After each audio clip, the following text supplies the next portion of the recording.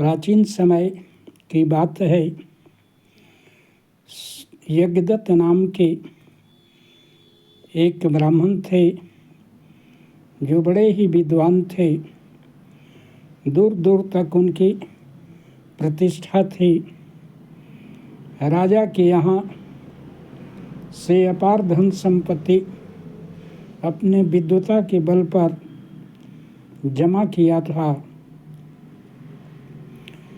चारों वेदों के पंडित, सभी पुराणों के ज्ञाता, दूर दूर तक वैसा धनी और विद्वान ब्राह्मण नहीं था। उनका एक ही पुत्र था जिनका नाम गुणनिधि रखे थे। लेकिन गुणनिधि केवल नाम का ही था।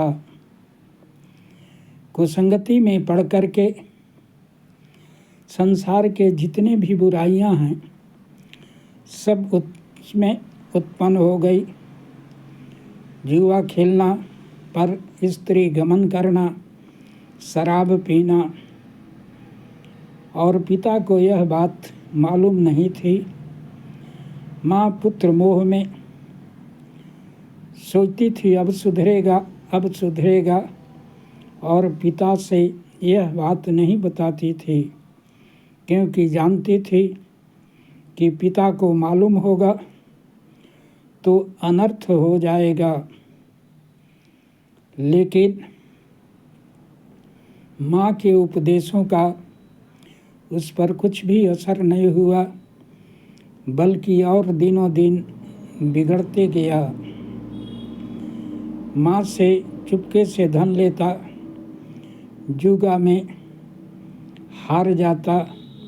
इस तरह से अंदर अंदर बहुत सारा धन यज्ञदत्त का बर्बाद कर दिया।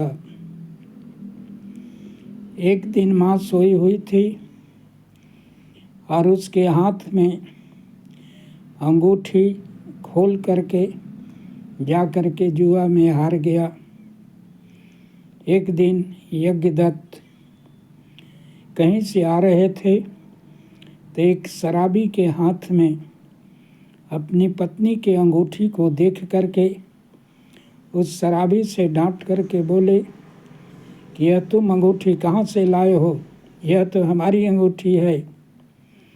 वह डर जाता है और गुणनिधि के बारे में सारा कुकर्म बता देता है। वहाँ से क्रोधित आते हैं और पत्नी पर बिगड़ जाते हैं कि मैं और तुम्हारे पुत्र दोनों को त्यागता हूँ। तुम लोग हमारे साथ छल किए हो, धोखा किए हो। तुम्हारा बेटा कुकर्म के गर्त में गिरता गया और तुमने मुझसे छिपा ली, और तुम्हारी संपत्ति के साथ तुम्हारी हाथ की अंगूठी भी जुआ में हार गया। यह तो मैंने संजोग से एक शराबी के हाथ में देख लिया। डांट के पूछा तब सारी कहानी मुझे मालूम हो गई। इसलिए मैं और तुम्हारे पुत्र और तुम्हें दोनों को त्यागता हूँ। पत्नी रोने लगती है और कहती है कि एक बार क्षमा कर दीजिए। पिता के डर से गुणनिधि जंगल में भाग गया और डर के मारे भूखे प्यासे जंगल में ही था। संजोग से कुछ शिव भक्त शिवरात्रि के दिन मेवा मष्ठान पुआ पकवान लेकर के भगवान शिव के मंदिर को जा रहे थे। वह भी पीछे पीछे हो लिया कि पूजा के बाद मुझे भी कुछ प्रसाद मिलेगा तो खा लूँगा। इस प्रकार से वह मंदिर जाता है।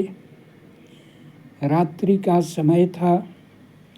देर रात तक जगता है और भगवान के प्रसाद खाने से उसकी भी बुद्धि बदल जाती है और वह भी भगवान शिव का भक्त बन जाता है और उस पर भी भगवान शिव की कृपा हो जाती है और उसका जीवन सुधर जाता है।